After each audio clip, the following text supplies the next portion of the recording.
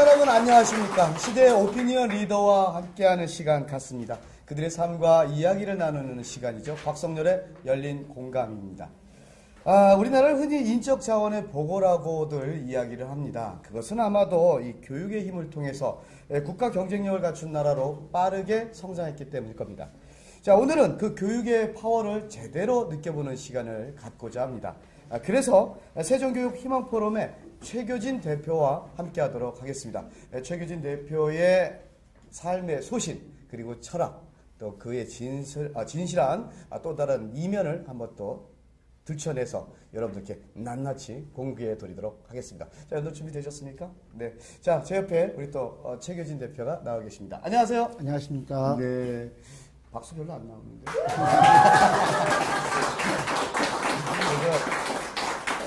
다음부터는요, 네. 그 이제 지원군을 좀 교육을 시켜서 이렇게 좀 나오셔야 되겠습니다. 자, 먼저 우리, 시청자 여러분들과 또 우리 또 세종 시민들을 위해서 인사 부탁드리겠습니다. 네, 안녕하세요. 세종 시민 여러분, 그리고 세종TV 시청자 여러분, 반갑습니다. 2014년 갑오년이 밝았습니다. 갑오년을 청마의 해라고 하더군요. 120년 전이나 한국전쟁 직후였던 60년 전이나 생각해보면 갑오년은 매번 변화의 해였고 혁신의 해였고 새로운 세계를 시작하는 해였습니다. 특히 우리 세종시에 그래서 청마의 해 갑오년은 남다르다는 생각이 듭니다. 올 한 해 여러분 가정 모두 삶터 일터 다 행운이 가득하시고 건강하시고 행복한 그리고 여러분의 꿈이 변화 발전하면서 실현되는 그런 한 해가 되기를 소망합니다. 반갑습니다.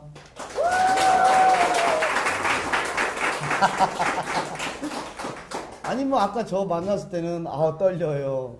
말 제대로 못할 것 같아요. 그러시면서 하실 말씀 다 하셨는데. 그래도 여전히 시험 공부 안 하고 입시 맞는 학생 심정인가 똑같습니다. 알겠습니다. 자, 우리가 항상 그런 말 하죠. 맨 땅에 헤딩하기. 예, 과연 얼마나 잘하실지 보겠습니다. 굉장히 겸손하게 지금 출발선상에 서 계신데 말이죠.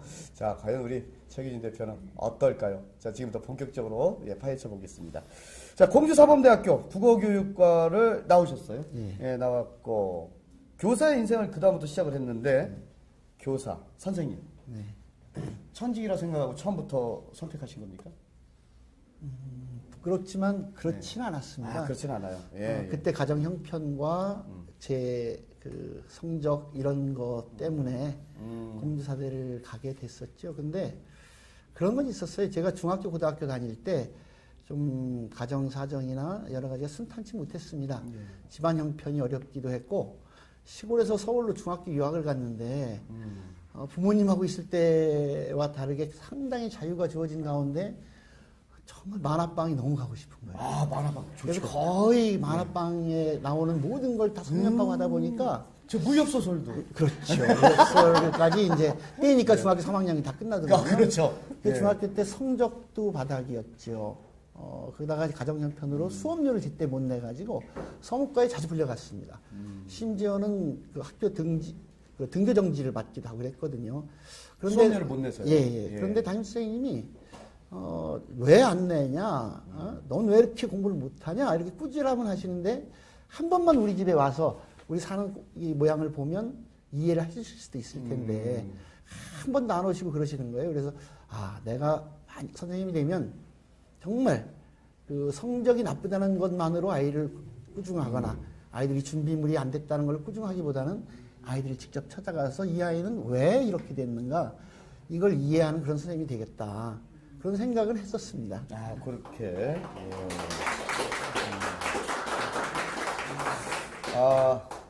몇 등까지 떨어져 보셨습니까? 예. 몇 명 중에? 60명 모집하는데, 네. 그, 낙제해서 같이 다니는 1년 선배인데, 우리 동급생이 2명에서 한 반 62명이었어요. 네. 그때는 평균 60점이 안 되거나, 과락이 40점이 안 되는 과목이 있으면 낙제를 했습니다. 6급이죠. 59등 했습니다.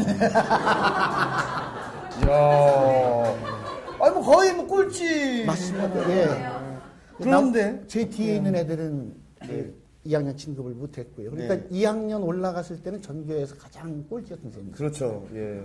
근데 59등 전교에서 꼴찌를 했는데 그래도 공주 사범대학교 여기도 약한 데는 아니잖아요. 중학교 때 얘기고요. 고등학교 가서는 좀 공부했습니다. 아, 그러니까 고등학교 가서 좀 하시고? 예. 급하니까요. 그래도 이게 중학교 때 59등 하면 고등학교 때 올라가 성적 올리기가 어려운데. 그래도 어떻게 또 열심히 하셨네요. 예. 뭐, 그래요. 이 교육 경력이라는 게 모든 것을 다 말해주진 않죠. 어떻습니까? 이 강산이 4번이나 변할 만큼 현장에서 그야말로, 최교진 하면 다양한 경험을 했다. 교육의 현장에 여러 면에서 했다 이렇게 얘기를 하는데 교육자로 살아온 인생 이야기만 먼저 듣겠습니다. 교육자로 살아온 인생 이야기. 뭐 그렇게 긴 기간이 아니었다는 얘기를 제가 언뜻 들었습니다. 처음 가르쳐 본 건 대학 1학년 때였습니다. 대학 1학년 때. 대학 1학년 때 야학을 하는데 갔는데요. 공주사대에 있는 근처에 있는 갑사에서 일하는 분들을 상대로 하는 중학교 과정을 가르치는 곳이었는데 나는 국어를 가르치지만 수업 끝나고 같이 이야기를 나눠보면 저한테 그 수업을 받는 분들이 사회에 있어서는 저보다 훨씬 선생님들이었어요. 실제 나이가 누나거나 형도 있었고요. 그러면서 그분들로부터 이렇게 주로 제가 배웠죠. 인생을 배우신 거죠? 그렇죠. 가르친다는 것은 꾸준히 공부하는 것이다 뭐 이런 얘기는 있습니다. 그런데 가르치면서 사실은 학생들로부터 배운다는 것을 그때 알았고요. 대학을 순탄하게 또 졸업을 못하고 군대 갔다 와서 특별히 할 일이 없을 때 안면도의 그 재건학교 노동학원에서 있을 때 우리 아이들에게 지금도 그 친구들은 대한민국 사회에서 이 학벌을 중시하는 사회에서 초등학교 졸업으로 살아가는 친구들인데 그 친구들로부터 정말 건강한 삶, 바른 삶이 무엇인지를 사실 배웠습니다. 그 이후에 늦게 이제 대천여중에 발령을 받고 강경여중, 세도중학교 이렇게 하면서 공교육 체제에서도 이제 선생님을 좀 해봤습니다만은 실제 밖에 있는 기간이 많았고요. 그래서 어쨌든 전 안에 있든 밖에 있든 평생 교사라는 생각을 잊지 말고 살아야지 이런 생각을 했고. 뭐 어쨌든 실제로 그 교육자로서의 학생들 가르친 세월은 그냥 한 10년. 그렇죠? 10년 정도 10년 정도. 이게 지금 말씀하시는 게 굉장히 범상치 않아요. 일단 처음에 가르친 데가 야학. 그리고 안면도 재건학교. 그리고 노동학교. 아닙니다. 노동학교는 아니고요. 그 재건학교 이름이 누동. 누동. 다락골. 가끔 좀 발음을 좀 정확히 해주시죠. 누동. 이런 범상치 않은 이름에 학교에서 이제 교육을 하셨단 말입니다. 이게 쉽지 않았을 것 같은데 이게 좀 왜 그렇게 인생이 남들은 쉽게 가는 어떤 교육으로만 뭐 나는 외길 인생 30년이다 뭐 이렇게 해서 교육자로서만 갔는데 왜 이렇게 되신 거예요 이게? 처음부터 이렇게 가시려고 했던 건 아니잖아요. 그럴 거예요. 운명. 그치. 운명 아닌가요? 운명. 나온다. 야, 그 여자들 가슴 울리는 단어가 운명이잖아요. 난 운명적 사랑을 했어, 뭐 이러면서. 그건 좀 다른데요. 네, 어쨌든 그런 운명입니다. 전 대천여중의 첫 발령을 대학교 입학한 10년 만에 졸업을 해가지고 가면서 좋았지요. 그리고 또 내 고향이니까. 이 고향에서 정말 우리 고향 후배들과 함께 서로 가르치고 배우고 이 친구들이 정말 지역을 사랑하게 되고 이 지역을 지키는 든든한 뿌리가 되고 그래서 제가 가르친 애들이 졸업했을 때는 이 친구들과 함께 계속해서 모임을 가지면서 우리의 뿌리라고 하는 문집을 함께 내기도 하고 모임도 하고 그랬습니다. 그랬는데 4년 만에 해직이 됐어요. 해직. 저는 그 대천여중에 있는 아이들 가운데 소위 문제아라고 하는 저는 이제 문제아는 세상에 없다. 문제 사회와 문제 어른 혹은 문제 가정이 있을 뿐이다. 단 고민이 많은 아이들이 있다. 그래서 이제 그런 친구들을 쭉 보니까 그 성주 탄광이라고 대천여중 학구 중에 탄광촌 아이들이 그런 친구들이 많아요.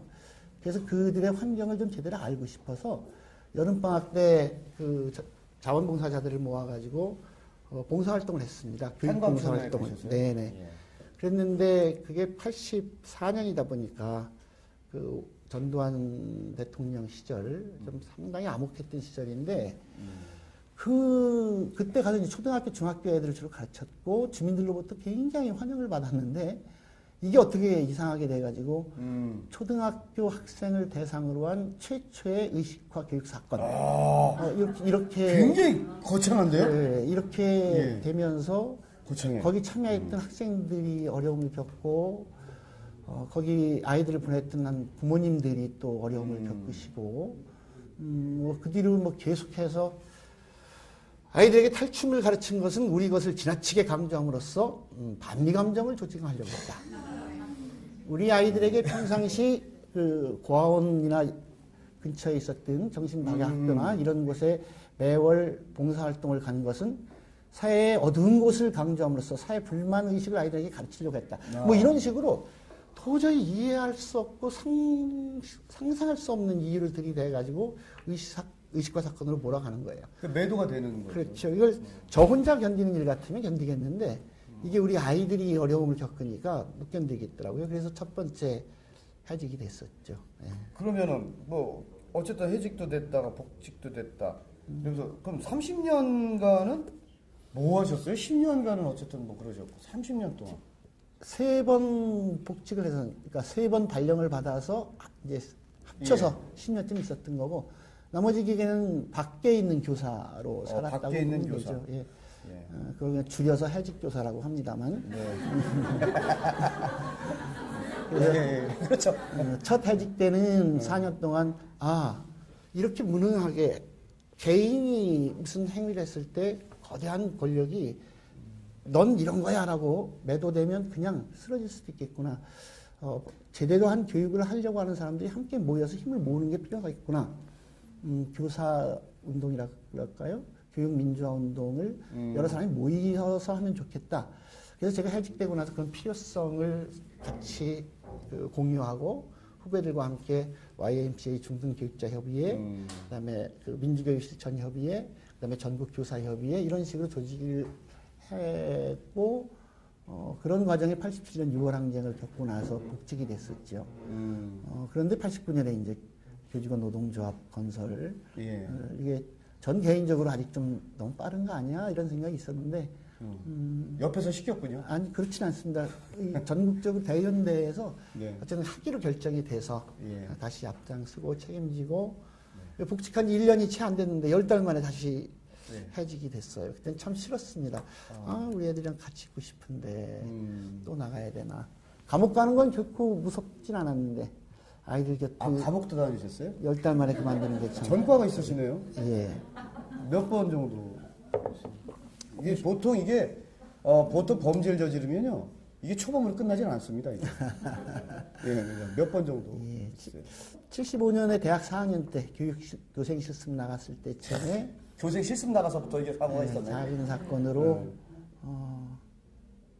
긴급조치구 위반이었습니다. 그래서 어쨌든 그 학교도 제적되고 군대로 강제 징집된 일이 한 번 있었고 복학을 해서 80년에 학교를 다닐 때 계엄 포고령 위반으로 그때 합동수사단에 끌려가서 좀 어려움도 좀 겪고 험정대 유치장에서 오래 좀 살다가 삼천교육이라고 하는 순화교육을 네. 훈련소에서 받기도 했었죠. 굉장히 유명한 대학교잖아요.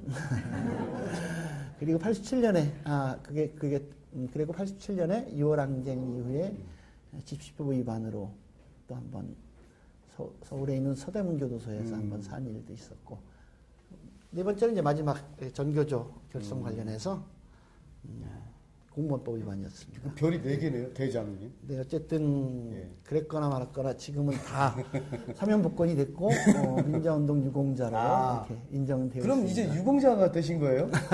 예. 근데 과거니까 좀 더 쉽게 여쭤볼게요. 전 이제 들은 말이에요. 들은 말인데 그렇게 가면 때리나요? 처음 2번까지는 많이 맞았습니다.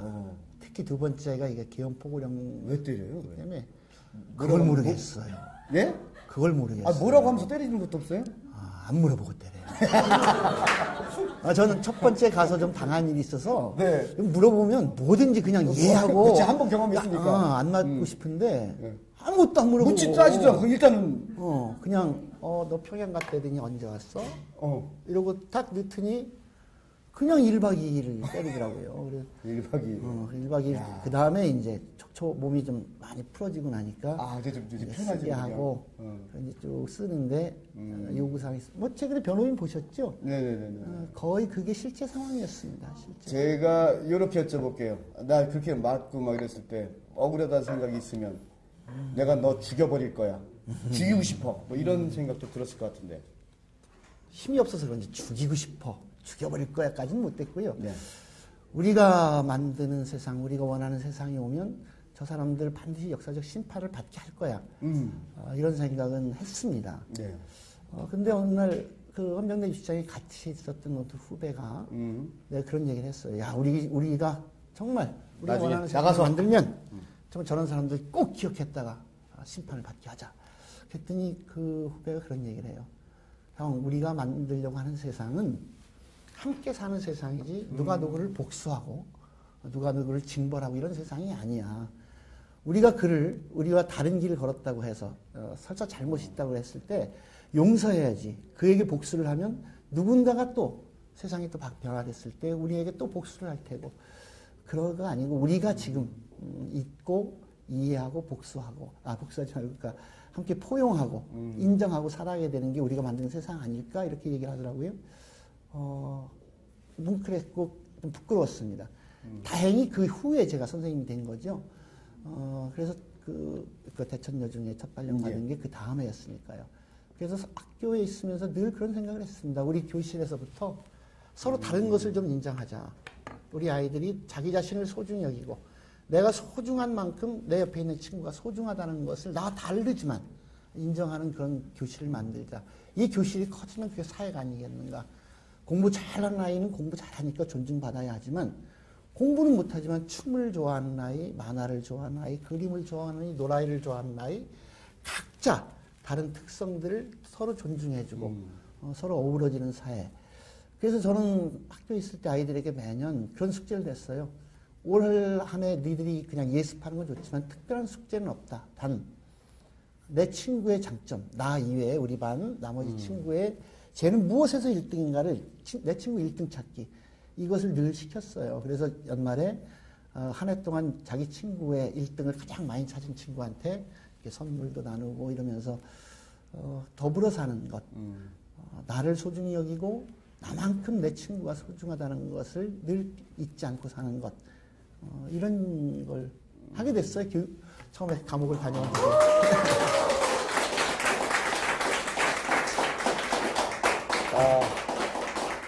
솔직히 말씀드려서 사실 그런 맘 갖기는 쉽지는 않습니다.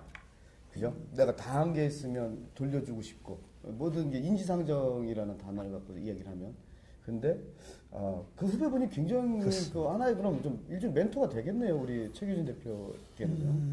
예, 그럼요. 저한테는 큰 스승입니다. 근데 그 친구가 그 후에 한 번 더 안 좋은 조직 사건에 연루돼서 모진 고문을 한 번 더 세게 당하고 나서 생각이 바뀌었어요? 아니요. 지금 정상적인 사회생활을 못하고 그렇게 지내고 있습니다. 그래서 많이 안타깝죠. 그런 분들이 많이 있습니다. 다시 변호인을 보면 그런 일을 당한 친구들이 정상적인 사회생활을 뒤늦게라도 하는 최근에 언론 보면 이제 거기 변호인 당시 그 실제 사건이었던 고고석 선생이나 이런 분들 이제 저 잘 아는 분들인데 그런 분들도 계시지만 그 과정에서 돌아가신 분도 계시고요. 그 받은 상처로 인해서 정신적인 상처로 인해서 정상적인 사회생활을 못 하시는 분들도 꽤 계세요. 그런데 그 저에게 첫 스승이 된 그 후배가 그런 희생자 중에 하나입니다. 네. 아니 근데 제가 저 얼굴 보기 거북하세요? 좀 말씀드려 좀 여기 카메라도 좀 봐주시고 저도 좀 봐주세요. 제가 이게 열린 공감하면서요. 네. 이렇게 제가 배척되면서 나 어디 보고 하는지 모르겠어요. 제가. 아까 어떤 분이 네. 여기를 봐야 된다고 그래서 시킨 대로 한 거예요. 알았습니다. 누가? 그 교육은 역시 시키면 시킨 대로 가는 거군요. 제대로 교육이 됐네요, 여기는. 예. 자, 다시 교육 가겠습니다. 네. 예, 저 카메라도 보시고, 저도 좀 가끔 봐주세요. 네, 알겠습니다. 알겠습니다. 저도 사람 바꾸고 싶어요. 네. 너무 잘생기셔가지고 예. 쳐다보면 제가 질투감이 자꾸 생기는 것 같아서 좀. 아유. 우리 최규진 대표가 사람 또 기분 맞출 줄도 아네요. 저도 기분 좋습니다. 예. 그래서 그런가요? 그 말씀 속에서, 저 느낌을 알았어요. 아주 짧은 그런 기간 동안 학생들을 가르쳤지만, 정말 여전히 많은 제자들이 우리 또 최규진 대표님을, 따르고, 존경하고 사랑한다라는 얘기를 들었었는데, 과연 이유가 뭘까 했었거든요. 근데 그런 이유가 있네요. 아니면 제가 잘못 본 건가요? 아마 그런 걸 거예요. 대개 정상적으로 선생님 하시면 이제 30년. 저도 좀 봐주면서 이렇게 하시잖아요. 근데 저는 정말 한 기간이 얼마 안 되기 때문에 제자가 얼마 안 되니까 소중하지요. 그래서 그 아이들하고 어떻게든지 끈을 놓지 않으려고 아이들과 헤어진 후에도 소통을 늘 합니다. 옛날엔 편지를 주고받았고 그 다음에 세상이 바뀌는 거에 따라서 메일을 주고받기도 하고 요즘 같으면 그 페이스북이나 카톡 이런 걸 통해서도 소통을 하고 늘 서로 이렇게 소통을 하면서 지내니까 안 잊어주는 거겠죠. 네. 그런 걸 겁니다.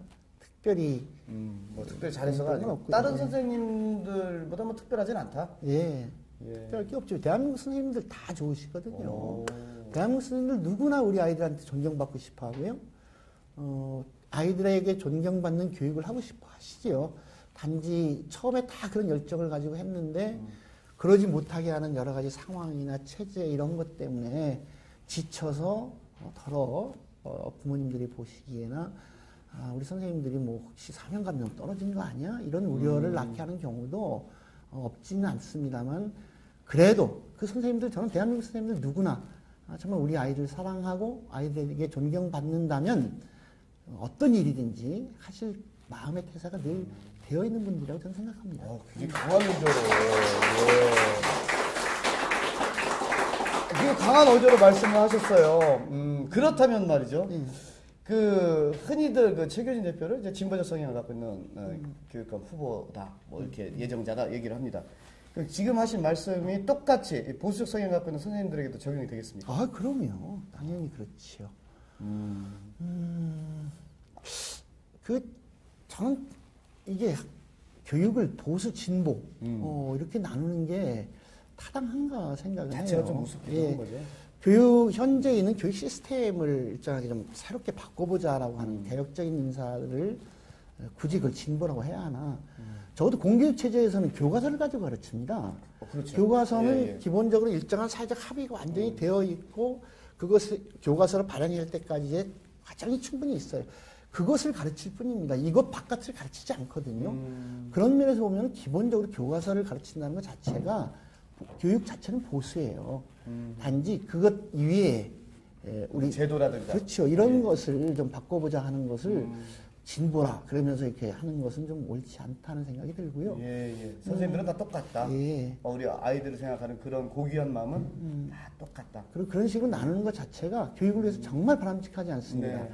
제가 89년도에 어쨌든 해직돼서 전교조 결성됐을 때요. 감옥 갔다 와서 제일 가슴 아팠던 게 우리는 대한민국 교육을 바르게 하기 위해서 우리가 좀 당분간 희생을 당하더라도 그게 그때 1,500명이나 해직되지 않았습니까?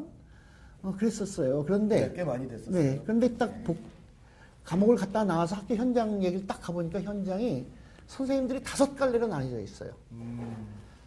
전교조 관련해서 해직된 선생, 해직됐어야 되는데 그 탈퇴각서를 쓰고 해직이 안 된 선생, 드러나지 않아서 탈퇴각서 이런 거 하지 않았지만 여전히 전교조 조합원으로 남아있는 선생님들. 조합원은 아니지만 니들이 오라 미안해 하면서 후원금을 내주시는 선생님들. 마음으로는 동조하지만 혹시라도 후원금을 내는 것 자체도 문제가 생길까봐 부담이 돼서 마음만 보태시는 선생님들.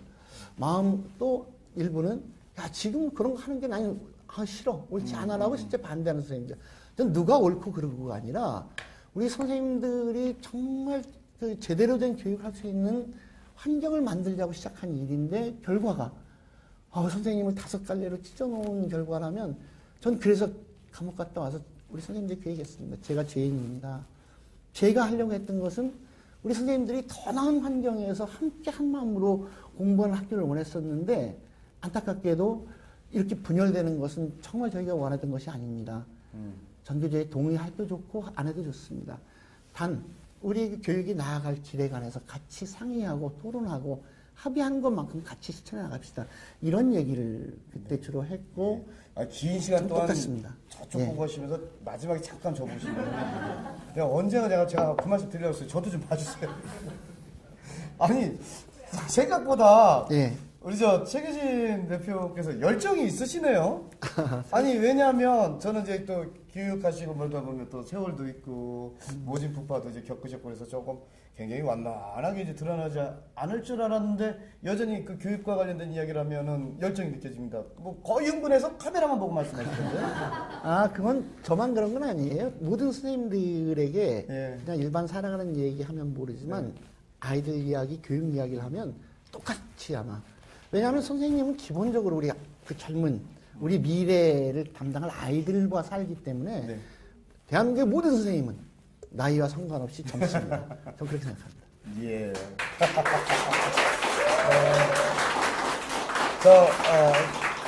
선생님, 저 다음 질문에 앞서서요. 아까 말씀하셨잖아요. 문제안은 없다. 약간 재능이 다 다르고 그런데 저한테 질투하지 마시고요. 잘생겼지만 조금씩 더 봐주세요. 예, 계속 갈게요. 네. 자, 세종특별자치시에서 세종교육희망포럼 대표로서 이 아이들의 행복한 희망교육. 아이들의 행복한 희망교육. 그래서 굉장히 저는 뭘까 이게 고민을 좀 하고 왔거든요. 연구 중이시라고 하셨는데 어떻게 연구 성과는 좀 있는지요? 좀 알려주시죠. 연구 성과 연구하고 계시다면서요? 아직 많지 않습니다. 연구 성과는 별로 없고 지금까지 진행되고 있는 것들은요? 그런 게 이제 세종시는 어쨌든 전례가 없는 새로운 도시잖아요. 최첨단 시설을 갖춘 신설학교도 있고 아주 시골에 작은 정말 자연과 어우러지는 작은 시골 학교가 함께 있죠. 세종시 교육에 대해서는 정말 우리가 연구할 게 많습니다. 그래서 다양한 사람들을 만나보고 다른 지역에서 이미 올바른 교육으로 이렇게 그 성공 사례들이 있는 학교들을 찾아보기도 하고 그래서 저희 세종교육희망포럼이 젊은 선생님들 물론 나이 드신 70대 선생님들 계십니다. 학부모님들, 교육에 관심 있는 시민들이 모여서 주로 하고 있는 일들이 그런 겁니다. 그냥 같이 책을 읽고 토론하는 일, 우리 지역민들이 함께 듣고 싶은 원래 강좌를 열어서 교육 관련한 강좌도 몇 차례 했고요. 작은 토론회, 어저께도 우리 지역의 현안 문제를 가지고 토론을 한 일이 있습니다만은 그다음에 또 우리가 함께 마음을 모아서 급한 일은 또 하기도 해요. 방사능으로부터 안전한 급식 조리 제정을 위한 청원 서명 운동에서 전달하는 일 활동도 했고요. 이 지역에 있는 소중한 시설들인 체험학습장을 직접 찾아가서 방문하고 이것과 어떻게 교육적으로 연계시킬까 이런 것을 같이 토론하기도 하고 실제로 선생님들이나 그 학부모님들이 가족들과 함께 그런 체험 프로그램에 함께 참여하기도 하고 이 인근에 있는 좋은 학교, 혁신학교 이런 데를 같이 가서 이렇게 보고 배우기도 하고 이런 일들을 계속 하고 있습니다. 그런 것이 좀 더 퍼지고 이것이 정책화되고 하기를 이제 바라고 시작하는 거고요. 뭐 단기간에 어떤 성과를 바라고 하는 일은 아닙니다. 이제 시작한 지 1년 정도 됐으니까요. 뭐 어쨌든 말씀하신 대로 아이들이 행복한 희망 교육이 정말 실현이 됐으면 좋겠습니다. 사실 제 주변에도 저도 아이를 키우는 부모 입장인데요. 사실 아이들이 결코 이 학교 생활이 그렇게 행복하다고 하질 않습니다. 근데 좀 과연 그게 세종시가 나름대로 그게 실현이 된다면 좀 전국적으로 확산될 수 있는 여지도 있지 않겠습니까? 상식성이 있잖아요. 어쨌든 아이들이 행복해야 한다는 것이 전 세계 뿐만 아니라 대한민국 교육이 나아가야 될 궁극적인 목표 아니겠습니까? 이게 목표 아까 교육이 왜 해야 하는데 우리 아이들이 행복해야 합니다. 교육의 목적은. 그러기 위해서는 아이들 처지에서 교육 정책이 세워져야 된다는 생각이고요.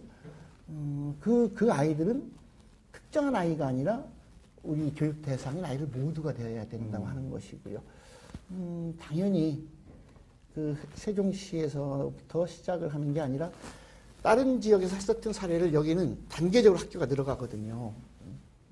이후에도 한 180개 이상의 학교를 계속 지어야 된다고 하는데, 예, 지금 이제 있는 곳에서부터 제대로 실천을 해나가고 실현을 해나가면서 그 모범 사례가 번진다면 자연스럽게 대한민국에서 다, 네. 아, 저렇게 하면 되네? 하는 그 세종시가 교육 모범 도시가 될 수 있죠. 그럴 때 우리가 원하지 않아도, 아, 거기 행정수도가 아니라 거기 교육수도야. 이렇게 타 시도에서 이야기할 수 있는 날이 오기를 저는 소망하는 거죠. 네. 예. 물 좀 드시고요.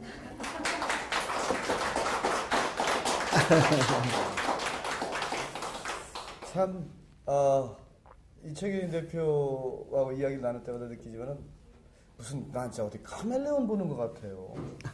교육은 좀 하긴 너무 한 색깔만 보여도 안 되겠죠. 여러 가지 색깔을 갖고 있어야 되겠죠. 교육자로서 교육 행정을 하기 위해서. 아이들이 그만큼 다 다양하잖아요. 그 다양성을 인정한다면. 지금 어떤가요? 그 우리나라 교육 문제에 관해서 문제가 없다고 생각하시는 분은 아무도 안 계시고, 또 거기에 대한 진단도 다 다르시지요. 네. 근데 모두의 진단이 다 맞지요. 맞죠. 근데 모두가 내놓는 해결책이 다 맞지는 않습니다. 저는 그렇게 생각합니다. 우리나라에서 이제 단적인 예가 사교육. 정말 사교육으로 인해서 부모님들은 엄청나게 부담이 가고, 네. 아이들은 또 체력적인 그 스트레스를 받는 그런 또 부담이 또 있어요. 왜 그럴까요?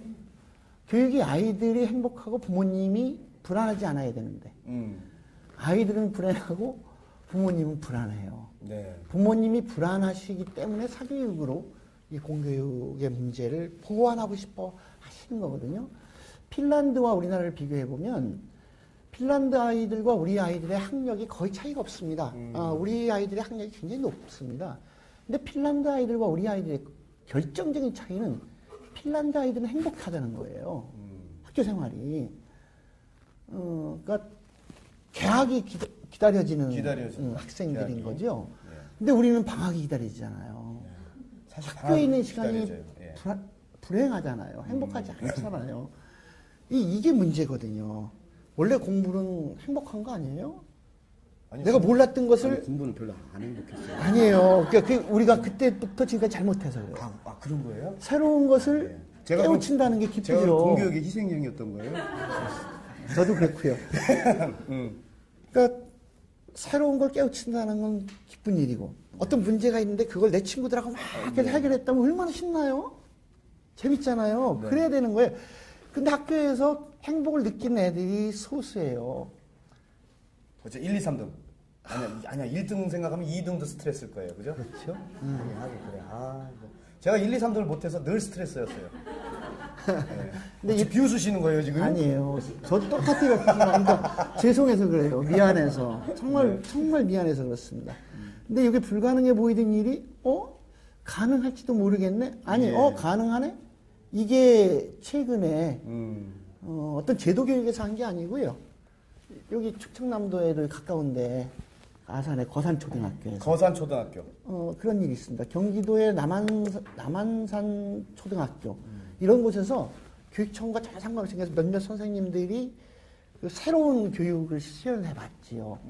그랬더니 아이들이 좋아하고, 아이들이 행복해하고, 아이들이 정말 늦게까지 학교에서 놀려고 하고, 선생님들도 퇴근 시간 지났는데도 내일 우리 아이들과 어떻게 즐겁게 지내야 될까 회의하고 준비하고 토론하고, 이러다 보니까 그 거산초등학교 잘 아실 거예요. 천안에 있는 학부모님들이 소문을 듣고 나 우리 아이 글리 보낼 거야. 그래서 그쪽으로 막 위장전입시키고 이렇게 하고. 남한산도 마찬가지고. 혹시 일종의 제가 귀동냥을 해서 그런데 그게 지금 말씀하신 학교들이 그 소위 혁신학교라고. 그렇죠. 이것이 제도화된 것이 혁신학교고, 충청남도에서도 도청과 충남교육청이 해서 지금 시범적으로 행복공감학교라는 걸 하고 있죠. 저 같은 경우에 그 행복공감학교, 충남형 혁신학교를 처음 시작하는 일에 시작할 때 네. 다행히 마침 그런 기회가 있어서 그 일을 함께 기획하고 함께 준비하고 함께 선정하고 하는 일을 같이 했었습니다. 그 도청 산하의 예. 그 평생교육원 준비하는 일을 제가 담당을 할 수 있었어요. 그러면 좀 이렇게 정리를 해볼까 싶어요. 왜냐면 또 다음 또 이야기도 있으니까. 예. 그 현재 그 우리나라 대한민국 공교육의 문제점, 뭐 행복 공감학교도 좋고, 뭐 어떤 그 다양한 어떤 테마의 그 혁신적인 학교들이 대안점이 될 수 있다고 예. 생각하시는지요? 그렇게 생각합니다. 꼭 그렇게 생각하시는 거예요? 네, 네. 그러면요, 행복 공감도 좋은데요. 네. 나중에 이 열린 공감 이름 좀 하나 넣어서. 네. 아, 그 좋은 의견인데요. 요즘 대세가 소통이기 때문에 네. 예, 이게 원활한 그 커뮤니케이션이 안 되면 아주 좋습니다. 예, 문제되니까 선생님과 학생이 올바른 커뮤니케이션을 통해서 바른 소통을 한다. 이거 좋잖아요. 예, 어쨌든 예. 그 꼭 좀 부탁드립니다. 예, 일반 명사로는 혁신학교인데 예. 구체적으로 어떤 이름을 지을까는 아마 이후에 네, 한번 좀 예비 후보를 예, 지역에서 함께 토론해서 결정할 텐데 네. 열린 공감학교 예. 상당히 요즘 느낌 괜찮잖아요. 예. 꼭 이제는 결정은 우리 시민들이 해주실 겁니다. 아니 이게 후보로 갑니다. 네. 예. 자 계속해서 토크 콘서트 진행하도록 하겠습니다. 지난번에 그 출판 기념회 할 때 제법 그 정계 그 무게감 있는 분들이 많이 오셨어요. 뭐 안희정 도지사님을 비롯해서 뭐 허태정 유성호 청장님, 이해찬 국회의원 등 정말 많은 분들이 오셨네요. 이분들하고의 인연이 뭐 이렇게 남다르시다고요? 그 밖에 있는 기간 동안 주로 하는 것이 민주화운동, 시민사회운동, 상식이 통하는 사회를 네. 위한 운동, 사람이 사람답게 사는 세상을 위한 네. 활동, 더 좋은 민주주의의 실현을 위한 활동 이런 걸 네. 하는 과정에서 만난 친구들, 후배들 이런 분들이 늘 같이 서로 이제 응원해 주셨군요. 예, 존중하는 삶이 있게 된. 그래서 뭐 그때 했던 책이 이 책인가요? 예.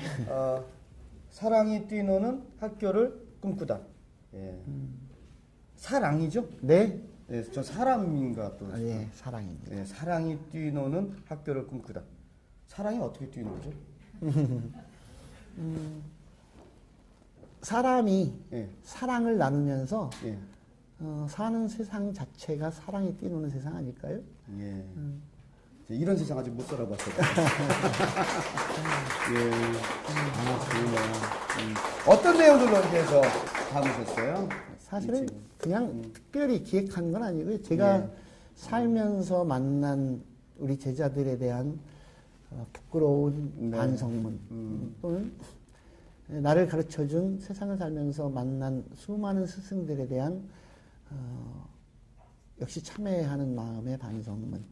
제가 밖에 있으면서 우리 아이들을 그리워하면서 썼던 밖에서 한 종례의 일부 이런 것을 그냥 묶었습니다.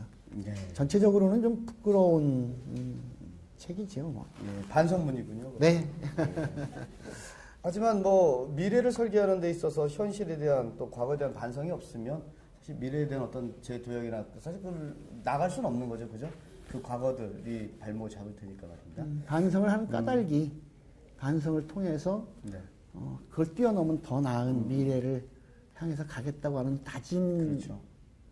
학교 다닐 때 문제 일으키면 반성문 왜 쓰게 해요? 좀 많이 썼어요. 예, 지난번 잘못한 것을 반성문으로 네. 정리하고 네. 새롭게 나아가자고 하는 것이니까 물론 부끄럽지만 그것은 이제 더 열심히 살아가겠습니다 하는 그런 다짐이고 약속이고 작은 몸짓이라고 할 수 있겠죠. 예. 예. 자, 교육자이십니다. 여쭤볼게요. 요즘 그 창조경제의 일환으로서 그 창의적 인재의 필요성, 그것이 좀 더 이제 당연하다. 이게 좀 갖고야 되지 않겠냐라는 얘기를 합니다.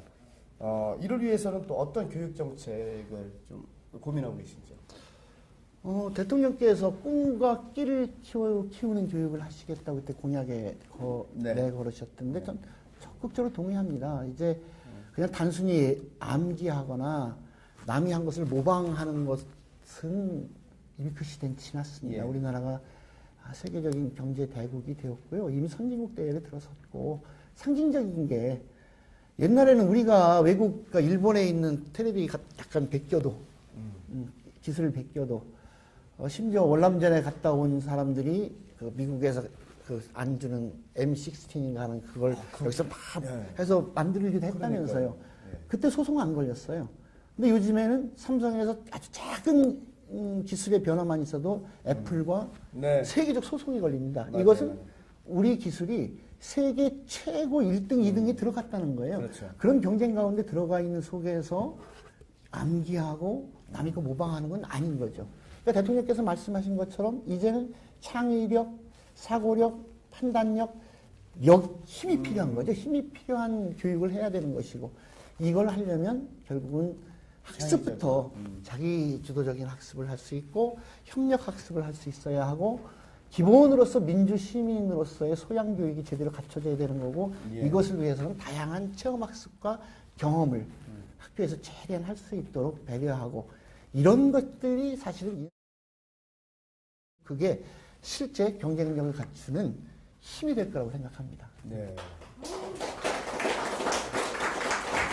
뭐 그런 말씀들을 하세요. 앞으로의 미래는 그 어떤 저작권, 지식재산권과의 전쟁이다. 는 말씀하신 대로 우리나라가 그런 어떤 세계를 리더하는 리더의 국가의 하나의 그런 것으로 분류가 된다면 결국 이제 창의적인 인재 그것은 바로 이제 어떤 본인이 스스로 할 수 있는 학습법 그리고 어떤 서로가 함께 상생하면서 함께 협업을 해서 하나 공동 과제를 풀어나가는 이런 어떤 시스템이 필요하다는 말씀으로 정리가 되겠네요. 그렇죠?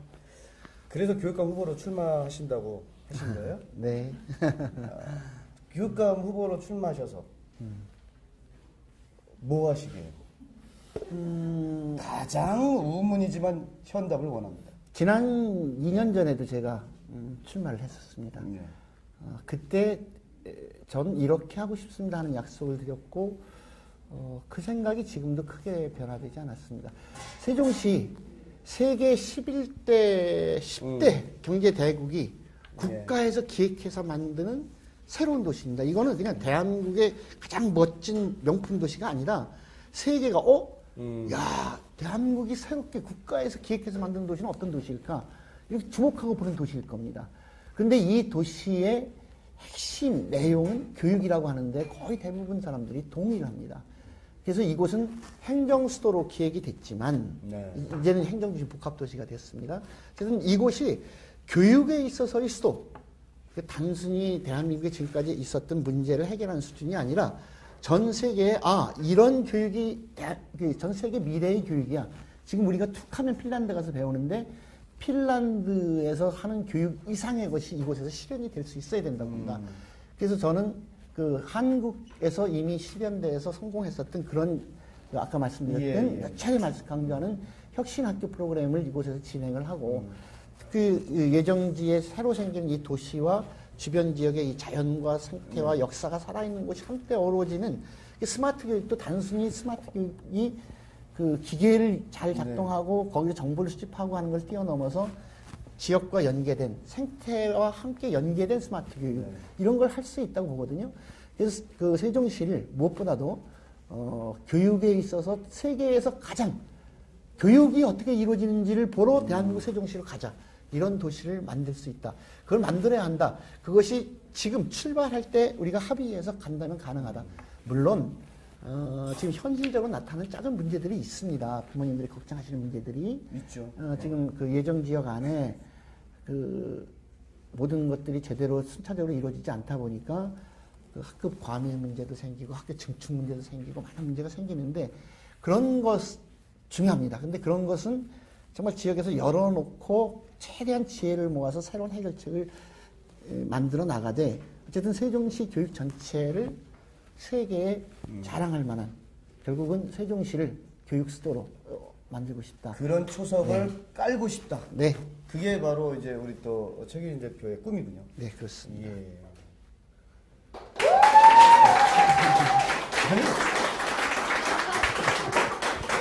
지금 워낙 깔끔하게 말씀을 해주시니까 우리 방청석에 있는 분들이 박수를 언제 쳐야 될지 몰라요. 그냥 아무 때나 치시면 돼요. 자, 지금까지 너무 이제 좀 굉장히 열정적인 이야기들을 했던 것 같아요. 조금 좀 편안한 얘기들 좀 해볼까 싶은데요. 물도 좀 드시고요. 네. 지금 굉장히 심장박동수가 올라가셨거든요. 아, 다 드셨네요. 예. 아유. 제가 물. 이게 저 1시간이기 때문에요. 예. 마라톤으로 따지면 이게 굉장히 그 장기레 있습니다. 예, 요즘 힘의 안배를 하시고요. 아직 괜찮으시죠? 예. 예, 이제 저 전반전 끝났습니다. 예, 후반전 가겠습니다. 우리 저 인간 최규진, 네, 그 옛날 추억 속으로 한번 빠져가겠습니다. 뭐 아까도 언뜻 살짝 들었습니다만 모범생은 아니었다. 뭐 이렇게 결론 내릴 수 있겠습니다. 근데 다 그러셨겠지만 아니 다 그랬던 건 아니에요. 초등학교 때 아니. 네. 초등학교 때는 모범생이었습니다. 분명히. 그래서 이제 서울로 유학까지 가게 됐는데 중학교 때 질풍 중학교 노도의 시기를 때 거쳐서 조금 좀 자유롭게 살았다. 공부 이외의 것에 좀 몰두를 했다. 예. 그게 사실 문제는 아니지 않습니까?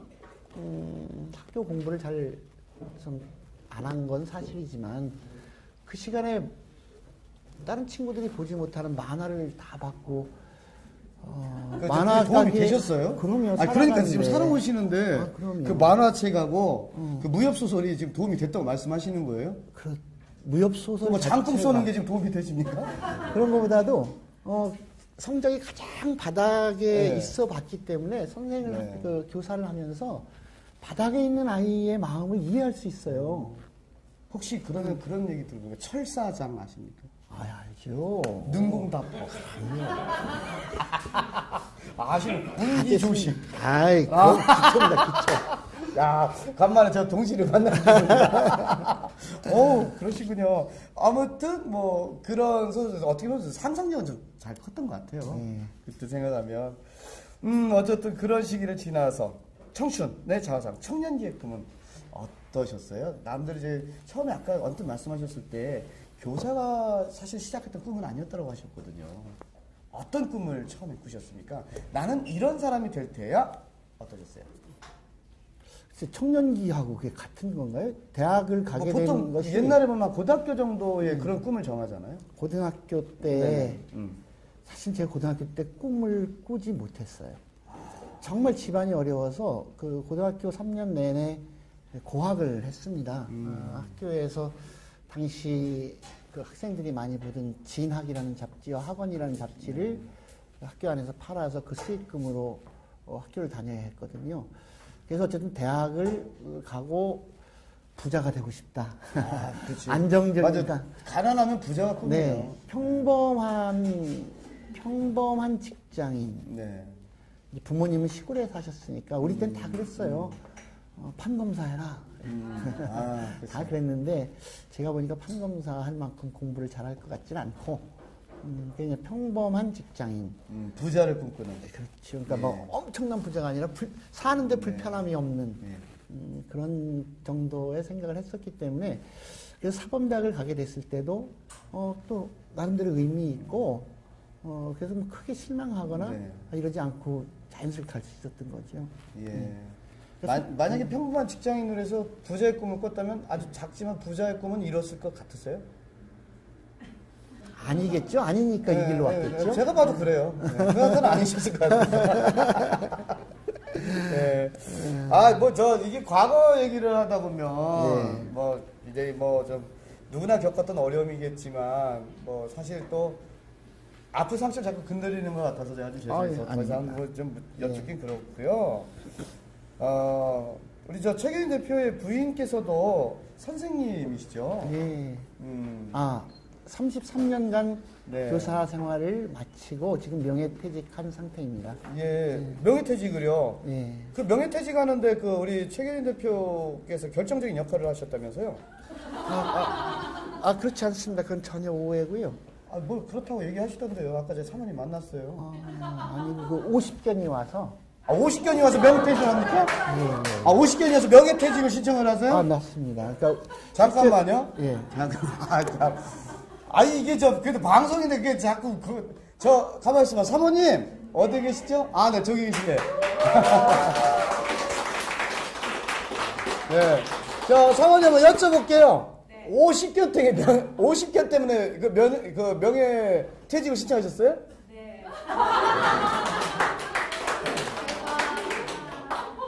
아니, 이게 얘기가 맞는 거예요? 아니, 왜요? 왜? 50견이 네. 밤에 잠을 못 자고 새벽에 이제 출근을 하잖아요. 네. 학교 가서 하루 종일 있고 다시 녹초가 돼서 왔는데 또 잠을 못 자니까 네. 이러다가 이거 길에서 죽겠다 이런 생각이 들더라고요. 그래서 이제는 아주 이제 자유로운 시간을 예. 가지고 싶다. 그리고 명예퇴직을 하게 된 거예요. 아니 근데 2012년이죠. 2월 22일 날. 네. 그 남편분 그 교육감 후보로 나왔을 때 떨어졌잖아요. 네. 떨어졌잖아요. 예. 뭐 사실인데 뭐 그때 뭐 도와달라고 때를 써서 아니요 그런 건 아니고요. 예. 제 이 방송 용어가 맞는지 모르지만 제 팔자가 아. 남편을 끝없이 도와주는 그런 팔자인가 봐요. 네. 그래서 결국은 퇴직한 다음에 제가 자유롭게 좀 쉬면서 하고 싶은 일 하면서 살고 싶었는데 네. 또 이렇게 선거에 휘말리고 네. 50견 때문에 명예퇴직을 신청했는데 남편 되시는 우리 최규진 대표 때문에 50견이 더 악화됐겠어요. 근데 그게 금방 또 낫더라고요. 아, 그게 또 금방 나왔어요. 알겠습니다. 예. 왜 말을 안 믿으세요? 지금 이 상황이 지금 무슨 나 솔직하게 얘기했으니까 뭐 괜찮아 이런 거로 지금 느껴지세요? 저 같으면 미안해서라도 뭔 말을 못 할 것 같아요. 아니 지금 말씀 들어보니까 결혼하고서 계속 혹이었던 거 아니에요 지금? 아니요. 혹은 또 아니에요? 동지였죠. 동지. 예. 참 말이 좋아 동지지 뭐 거의 부인이다 일하고서 바깥에서 일할 땐 돈 안 받으셨을 거 아니에요? 안 받는 때가 많았죠. 거봐. 동지다라는 말씀하셨을 때는 분명한 이유가 있습니다. 왜 동지라고 생각하십니까? 실제로 그 초임 시절, 그러니까 저보다 3년 후배 대학 때 연애해서 결혼했는데요. 네. 교단으로는 저보다 2년 선배지요. 그렇죠. 10년 만에 저기 되셨으니까. 예. 예. 근데 제가 처음 발령받고 나서 선생님의 모델이 저희 아내였습니다. 아내가 선배 교사로서 저렇게 아이들과 활동하면 되겠구나. 제가 그 짧은 교사 경력 기간 동안 네. 우리 아이들과 소위 참교육 활동을 누구보다도 열심히 이렇게 했다고 칭찬을 많이 받는데 이건 전부 우리 아내에게서 배웠습니다. 그리고 아까 정말 이게 50견이 맞는 것이 우리 아내는 그 실업계 고등학교에 마지막에 있었는데 그 실업계 아이들에게 정말 너 자신이 정말 소중해. 너를 정말 소중히 여겨야 돼. 마지막 명예퇴임 하면서 그 마지막 이임 인사를 하는데도 그렇게 하더라고요. 예. 얘들아 너희들 정말 자기 자신을 소중히 여기고 자기를 존중하면서 살아야 돼. 이렇게 얘기하고 이임 인사를 하더라고요. 그렇게 어쨌든 교단에 있고 아이들에게 교사인 것을 자랑스러워했던 사람인데 50견이 오니까 아까 잠깐 얘기한 것처럼 너무 힘들어서 내가 아이들 앞에 서는 것이 짜증날지도 모른다. 짜증난다는 거는 그거는 아이들에게 또 다른 그렇죠. 영향을 줄 수 있다. 그래서 명퇴를 하게 됐어요. 그런데 그때 마침 제가 이제 출마를 하게 돼서 왜 하필 오해를 받는 거죠. 그죠? 그렇습니다. 자 그러면요. 예. 이거 뭐 예, 이제 정리하고 예. 뭐 앞쪽에 계십니다. 뭐 부인에게 결혼 몇 년 기억하세요? 남자는 잘 몰라요. 몇 년 차세요? 우리 30 자 이제 머리 이제 계속 돌아갑니다. 네. 6년 차입니다. 36년 차. 네, 우리 아내를 위해서 한 번쯤 그동안 하고 싶었던 얘기. 사실 남자들이 바깥 일하다 보면 미안하던 얘기 쉽게 잘 못하거든요. 근데 하실 싶은 말씀 그냥 편안하게 한번 꺼내나 보시죠. 뭐. 예. 저는 늘 하고 살아요. 예, 한번 해보시죠. 왜냐하면 오늘 아침에도 했습니다. 네. 사랑합니다. 존경합니다. 고맙습니다. 실제로 그렇게 생각하고요. 저는 어쨌든 제 보호자라고 늘 생각하고요. 아니 진짜 보호자세요 지금. 네, 그렇게 네. 사람들한테 소개하기도 하고 네. 실제로 인간적으로 저는 제 아내 김영숙 선생님을 가장 존경합니다. 실제로.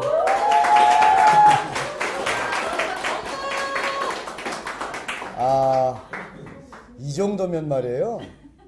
진짜 우리 최규진 대표는 처세술의 달인이야. 예? 진심이 안 보이셨나요? 아니, 보이니까 달인이라고 말씀드린 거예요. 왜냐면, 이게 보이질 않는다면요, 처세술의 달인이라고 말씀 못 드리죠. 왜? 나도 읽혀지는 그 감정인데, 그거 모르겠어요. 근데 진심이 느껴지잖아요. 예. 어쨌든, 노후는 확실하게 보장되시는 게 맞습니다. 자, 저희들이 이 시점에서 말이죠. 세종특별자치시에 계신 분들하고 한번 좀 소통의 시간을 가질까 싶습니다. 뭐 제가 사실 뭐 이렇게 좀 질문 드리는 것보다 실제로 체감하는 분들의 생각도 다를 수 있거든요. 그래서 지금부터 한번 시작해 보도록 하겠습니다. 오늘 좀 많은 우리 또 분들이 와 계신데 일명 세상과 통하라 통큰 토크 지금부터 시작하도록 하겠습니다.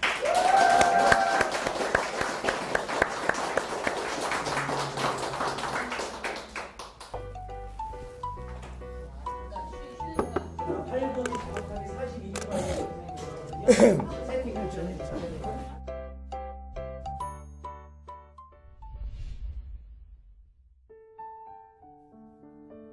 하늘을 나르는 민들레 꽃이에요. 햇볕 따뜻한 시골집 장독드나 울타리 밑이 아니어도 좋아요.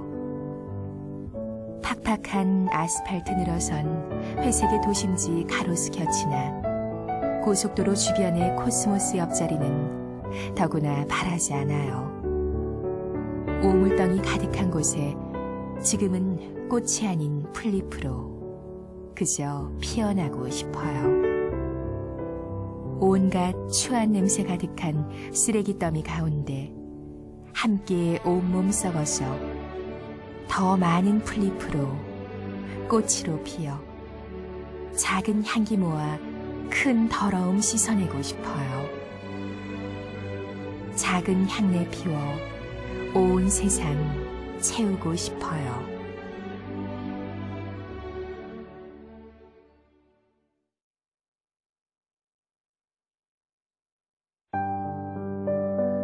(1981년) 교단에 부임한 이후 나는 늘 아이들의 스승이고자 노력했습니다. 그런데 지금 와 생각해보면 오늘의 나를 있게 한 것은 결국 아이들이었습니다. 아이들이 나의 스승이 되었던 셈입니다. 그 중에서 아직까지 뇌리에서 지워지지 않는 아픈 생채기 같은 이야기가 있습니다. 초임교사 시절 안면도의 어느 학교 점심시간이었습니다.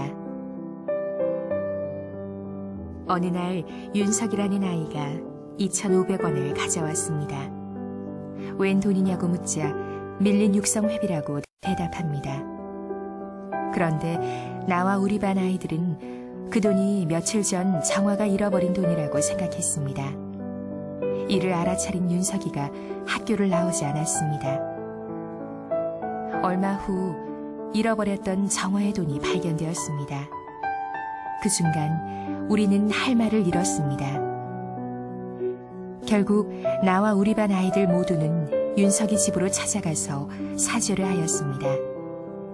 그리고 지난번 육성회비 2,500원은 윤석이가 6개월 동안 갯지렁이를 잡고 그것을 팔아서 마련한 돈이었다는 것도 알게 되었습니다. 그날 나는 참 부끄러웠습니다. 그래서 한없이 울었습니다. 그날 이후 지금까지 나는 그 부끄러운 기억을 잊지 않고 있습니다. 어떻게 보면 아이들이 나의 스승인 셈입니다. 제자이지만 그러니까 지금 학부모가 돼 보니까 우리 아이들한테 저런 선생님을 만날 수 있었으면 최규 선생님 같은 분의 여러 선생님들이 그런 선생님들이 있었으면 참 좋았겠다. 제가 느낀 것만큼 같이 연극도 하고 서로의 얘기들을 마음 편하게 나눌 수 있는 그런 선생님이 있었으면 좋겠다라는 생각을 하게 되더라고요. 요즘에 제가 교사 생활하면서 주위 선생님들이 많이 학교에서 아이들과 부딪히고 또 생활하는 걸 많이 어려워하세요. 그래서 명예퇴직을 많이 결심하시는 분들도 많은데요. 제가 이제 최교준 선생님과 같이 1년 동안 생활을 하면서 거기에서 아이들과 함께 소통하고 어울리는 것이 어떻게 하는 게 올바른가 이런 것들을 많이 배웠었어요. 그러니까 그 1년 동안의 가르침이 지금도 제가 아이들과 즐겁게 만나고 소통할 수 있는 가장 밑바탕이 되지 않을까 이렇게 생각을 해요. 그러니까 끊임없이 교육은 아이들과 만나고 그 속에서 답을 찾는 게 가장 중요하다고 생각하거든요. 근데 최교준 선생님의 그런 가르침이나 그리고 아이들을 사랑하면서 실천하는 모습들은 교육의 모습이나 아니면 환경에 이런 것들을 떠나서 가장 중요한 교사로서의 기본이 되지 않을까 생각이 듭니다.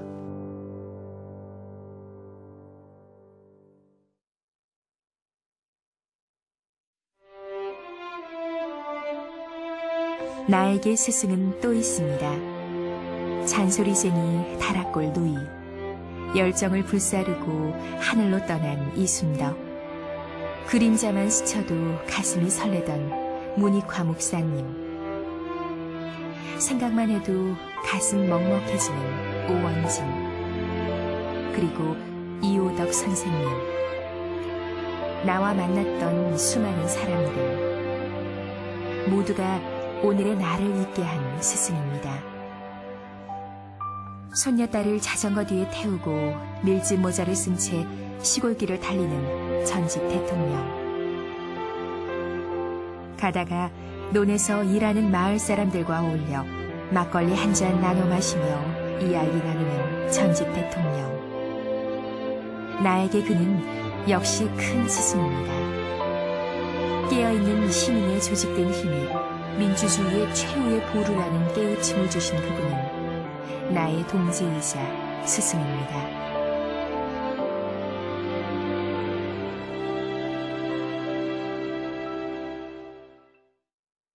저 최교진과 함께 세종시 전체가 균형 있게 행복 교육을 받을 수 있는 세종시를 함께 만들어 주십시오. 선거가 끝났습니다. 행복했습니다. 선거 기간 내내 고맙고 즐거웠습니다. 우리 캠프 모두 할 수 있는 최선을 다했습니다. 그리고 우리는 결과와 관계없이 약속대로 날마다 이기는 선거를 치렀습니다. 세종 시민과 함께했기 때문입니다. 그래서 아쉬움이나 후회는 없습니다.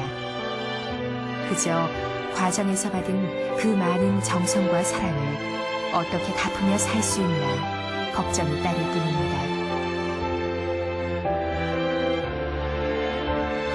그리고 오늘 그 걱정은 아직도 진행 중입니다. 행복한 세종교육을 위한 나의 의무가 아직 완성되지 않았기 때문이기도 합니다. 그 의무를 반드시 다할 것입니다. 오늘 이 자리에 계신 여러분들과 함께.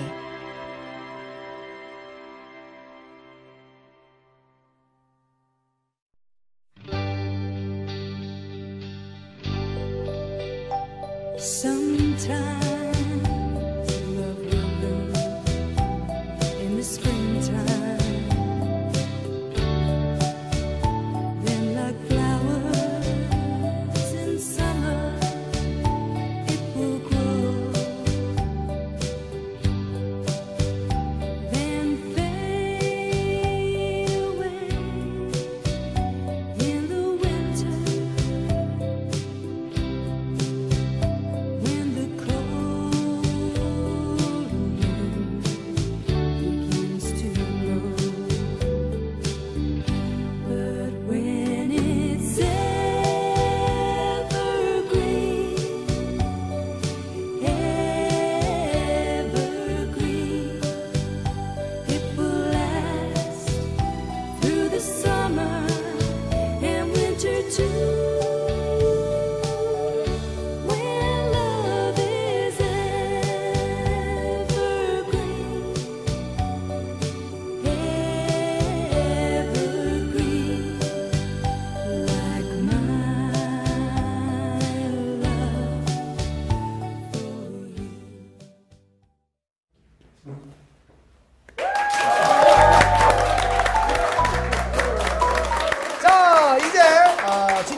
세종특별자치 시민들과 함께하는 자 이제 교육이 굉장히 궁금한 우리 학부모님들이 옆에 계십니다. 자 토크 시작하도록 하겠습니다.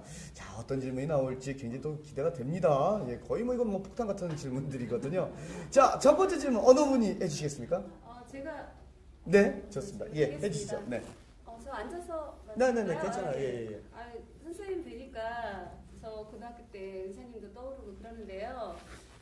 선생님 교사 하시던 시절에 특별히 기억에 남는 제자와의 인연이 있으시다면 좀 기억에 남는 걸 저희한테 좀 말씀 좀 해주셨으면 하고 부탁드립니다. 예. 제자와의 인연하면 저는 이상한 상상이 들어요. 제가 워낙 발령을 늦게 받아서 에피소드? 이상한 건 없고요. 아픈 얘기가 많이 있습니다. 그 중에 하나만. 네. 제 사태에 두 번째구나. 우리 반에 그때 당시 제가 있던 학교가 대천여중이 전체가 12학급이었어요. 한 학급이 60명씩 720명이 넘는 학생이었습니다. 근데 우리 반에 정말 공부를 잘하는 애기가 있었어요. 선자라고. 늘 720명 중에 1등 했습니다. 근데 그때는 거의 뭐 2달에 한 번씩 시험을 보는데 9월인가 치른 시험에서 이 친구가 전체에서 12등인가 했어요. 그래도 반이 12반이니까 어느 반인가 갔으면 1등이었을 거예요. 근데 우리 반에는 그때 마침 시험 잘 본 애가 있어서 우리 학급에서 2등, 전체에서 12등을 했습니다.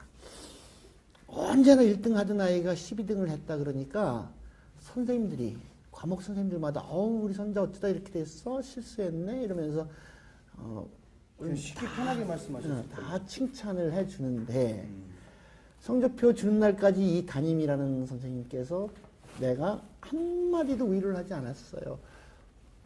잘할 수도 있고 다음에 잘 보면 되지. 근데 막상 성적표를 주는데 그냥 줬지요. 그냥 쭉 줬는데 얘가 울기 시작하는 거예요. 그래서 왜 울어? 그때 그냥 울어요. 울지 마. 근데 우리 반에는 언제나 750명 중에서 꼴찌하던 애가 있었거든요. 주식이라고. 야, 꼴찌한 애도 안 우는데, 전교 꼴찌도 안 우는데, 전교 12등 한 애가 울으면, 정말 12등 한 것이 울 정도면 13등 한 애는 더 크게 울어야 되고, 이러면 꼴찌한 애는 죽으란 말이냐, 나도 모르게 그냥 화가 났어요. 그래가지고, 제가 교단에 있으면서 딱 한 번입니다. 그 어린 여학생 딱일 때였어요. 아프지요. 너무 때리고 나서 아차 싶었지만 어쨌든 때렸어요. 그리고 그 아이는 나를 매우 싫어했어요. 싫어할 수밖에 없겠어요. 무슨 담임이라는 담임 선생님이 자기를 따뜻하게 격려하고 그렇죠. 일하고 다음에 잘할 수 있어야 되는데 내가 위로는 못 해줄 망정? 그랬어요. 근데 나중에 그 친구가 지금 서울에서 국어 선생님을 하고 있습니다. 국어를 가르치셨는데 예, 그러니까 그 친구가 정말 그게 막 화가 났었대요. 내가 이렇게 정말 마음에 상처를 입었을 때 무슨 선생님이 위로도 안 해주고 이래가지고 내가 꼭 국어 선생님이 돼서 그런 나쁜 선생님이 안 돼야지 하고 생각을 하고 사범대학 국어과를 진학을 했대요. 그런데 그 교사 발령이 되고 그리고 나서 그때 선생님이 나를 왜 했다는 나를 이해하게 됐다고 합니다. 제가 어렵게 전교조 활동을 하고 나 해직 때 서울에 있을 때 그 친구 서울에 있는데 그때 만나서 저 선생님 굉장히 오래 미워했어요. 나도 너한테 오래 미안했어. 근데 이제는 선생님이 왜 때리신지 이해해요. 이렇게 얘기를 해줘서 용서받았던 제자가 있습니다. 그래요? 자, 이번에는 두 번째 질문 갖도록 하겠습니다. 자, 어느 분이 질문을 해주시겠습니까? 네. 질문요. 중림리에 살고 있는 학부모인데요. 중림리, 요 가까운 데네요? 네, 여기 아파트가 밀집되어 있음에도 불구하고 학교가 너무 멀어서 통학할 때 안전에 문제가 있어요. 교육감이 계신다면 어떻게 하시는지. 그렇죠. 예, 이 중림리 쪽에 아파트 밀집은 되어 있는데 학교가 멀다는 굉장히 학생들은 굉장히 위험하잖아요. 대안이 있습니까? 특히 중학교가 그렇습니다. 어저께 그렇지 않아도 지역에서 세종시 전체 학교 증축, 신축 문제를 가지고 토론을 했는데 교육청에서도 많이 애를 쓰시는 가운데 그거에 대해서도 의견이 나왔는데 그런 교육청에서는 현재 있는 중학교와 조천 여자중학교를 일부 시설을 늘리는 계획을 가지고 계시더라고요. 근데 제 생각에는 증축보다는 이 지역의 그 학생 수요가 상당히 많습니다. 그래서 이쪽에 중학교를 하나 신설하는 것이 필요하다고 생각하고요. 이왕 말씀하셨으니까 한마디 더 하면 저 신안동에 또 새로운 아파트에 굉장히 많은 분들이 입주를 했는데 거기 젊은 분들이 많다 보니까 초등학생들이 많아요. 신안동에 있는. 네네, 신안동 입회는 입주하면서. 근데 이 초등학생들이 세 군데 학교로 이게 나뉘어서 다니고 있습니다. 대동초, 신봉초 이렇게. 그래서 이제 학교 버스를 운행을 되는데 어린 초등학생들이 그렇게 다니는 것에 대해서 매우 부모님들께서 불안해하시고 그래요. 그래서 물론 이제 그 정밀한 수요조사나 이런 걸 해봐야 되긴 하겠습니다만 신안동에 초등학교를 하나 또 세우는 문제와 함께 신흥 지역에는 반드시 중학교를 하나 꼭 신설해야 된다고 생각하고 검토해서 그렇게 신축을 하는 쪽으로 저는 정책이 되어야 된다고 생각하고 있습니다. 예. 자, 이제 필요한 사항이면 충분히 이제 인지는 하시는데 어쨌든 그 흔히 얘기하는 그 타당성 조사가 좀 뒷받침돼야 된다는 말씀이죠. 예. 아무튼 지금 뭐 우리 저 학부모들의 그 이야기 들어보니까 좀 굉장히 좀 절실한 것 같아요. 사실 그 자녀를 두고 있는 학부모 입장에서는 이게 걱정거리거든요. 오래된 사안입니다. 예. 자, 한 분 더 모셔볼까 싶습니다. 어느 분이 하시겠습니까? 제가 하겠습니다. 예. 저는 전이면에서 두 아이를 키우고 있는 주부 이연이에요. 그 세종 북부 지역인 전동, 전이, 소정 이쪽은 사실 그 교육 환경이 매우 열악해요. 그리고 세종 시민이라고 생각하지 않아요. 저희들은 좀 떨어져 있고. 그래서 선생님께서 그 북부 지역에 있는 아이들을 위한 어떤 그 대안을 가지고 계신지 말씀해 주시면 감사하겠습니다. 네. 전의전동 소정이면은 요 앞쪽이 차동고개죠. 예, 그 넘어간 바로 이 세종 북부 지역이라고 할 수 있는 네, 네. 천안의 근거리고요. 맞습니다. 이쪽은 이런 어떤 그 부분이 있네요. 어떻게 이 애로사항을 해결할 수 있을까요? 작은 학교 살리기라고 들어보셨습니까, 어머니? 그 작은 학교 살리기 프로그램을 통해서 실제로 폐교 직전에 위기에 있었던 학교들이 그야말로 그 가장 초등학교 교육의 모범 학교로 이렇게 재생된 경우가 꽤 있습니다. 그런 것 넓게 보면 이제 혁신학교 프로그램 중에 하나인데요. 초등학교와 중학교는 그렇게 가려고 합니다. 또 하나는 우리 세종 지역에 주요하게 지금 필요한 학교가 하나 더 있습니다. 부강에 마이스터고 실업계 전문고등학교가 있는데요. 저는 이 북부 지역에 고등학교를 하나 꼭 신설을 해야 된다고 생각합니다. 특히 마이스터고 관련해서 천안 지역에 그 삼성, LG 등 그 IT 산업이 있고요. 그 바로 가까이 아산 지역에 그 현대자동차 등이 있습니다. 그래서 그 자동차 산업과 아산 탕정 지역의 그 IT 산업과 연계한 IT가 저기 마이스터 고등학교를 지금 북부 지역에 예정지에 세울 일이 없거든요. 그걸 꼭 추진하려고 하고 타당성을 알아보려고 합니다. 그런데 교육청에서도 어저께 그 학교 신증축 이야기 하는데 그것에 관해서는 매우 긍정적인 검토를 하고 있다 그럽니다. 어쨌든 실제로 그리고 하나 더 한다면 어차피 필요한 이 지역에 필요한 아직 계획이 되어 있지 않은 체육중고등학교를 꼭 만들고 싶은데 체육중고등학교 입지도 결국은 연서면까지를 포함한 외곽 지역이 북부 지역에 위치를 해야 되지 않겠는가 싶습니다.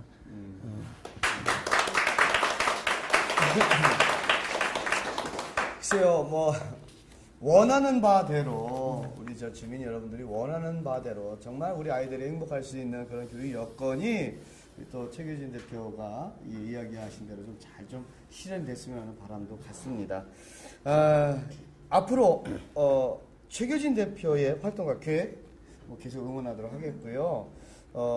한 번쯤 우리 저 시청자 여러분들께 활용점정이라고 하죠. 이제 마무리를 하는 그런 앞으로의 계획도 뭐 어떤 응원을 좀 필요로 한다, 심차게 좀 부탁한다 이런 말씀도 좀 한번 해보시죠.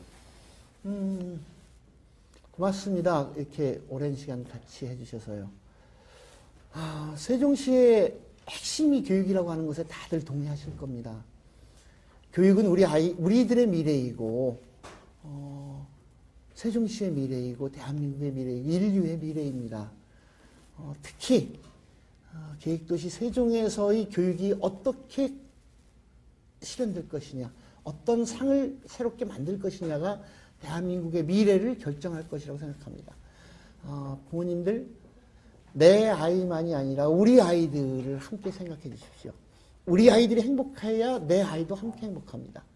우리 아이들이 함께 희망을 만들어 가야 내 아이도 함께 희망을 책임지는 어른으로 자랄 수 있습니다. 그래야 우리가 함께 살아야 될 우리의 미래 사회가 희망이 가득한 사회가 될 것이라고 생각합니다. 관심과 참여로 세종교육의 내일을 함께 열어가 주시기 바랍니다. 만약에 제가 교육감이 된다면 모든 문제를 열어놓고 세종시 교육 문제에 관해서 학부모님들, 시민들, 가능하면 학생들까지 참여해서 함께 토론하고 지혜를 모아가고자 합니다. 끝없는 관심을 가지고 정말 세종교육이 세계에 자랑할 만한 교육이 되고 그것으로 인해서 세종시가 정말 전 세계 사람들이 와서 보고 배우고 싶은 도시가 될 수 있도록 정말 함께 마음을 모으고 싶습니다. 고맙습니다. 함께 해주십시오.